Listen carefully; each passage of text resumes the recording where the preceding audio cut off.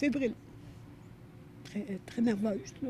Linda Gosselin fait partie de la vingtaine de résidents de Sherbrooke qui seront sans logement dans quelques jours. La ville lui offre un hébergement temporaire d'un peu moins de 2 semaines, mais au-delà de ça, c'est le mystère et l'angoisse est à son comble. Pour payer ici, ça me prend plus que 80 de mon salaire. Impossible que je vive avec ça. Il me reste même pas 200 pièces par mois. Je vous sens émotive. Oui, pas mal. C'est comme ça. C'est la réalité. Des logements à Sherbrooke, il y en a. Le problème, et je vous le montre, vous allez comprendre ce que je veux dire, c'est le prix de ces logements.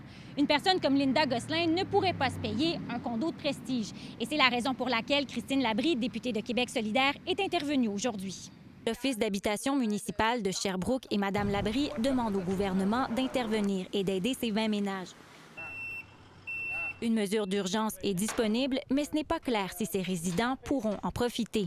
La ministre ne répond pas aux appels répétés de l'OMH depuis plusieurs semaines. Elle a annoncé hier un plan d'urgence, mais dans son plan d'urgence, ça touche seulement les municipalités où le taux d'inoccupation est inférieur à 2 Sherbrooke n'est pas touché par son plan d'urgence parce qu'ici, c'est 2,4 En fin de journée, la députée de Saint-François, Geneviève Hébert, a réagi par voie de communiqué.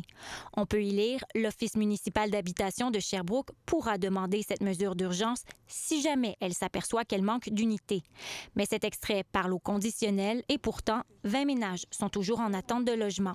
Marie-Lise Mormina, TVA Nouvelles, Sherbrooke.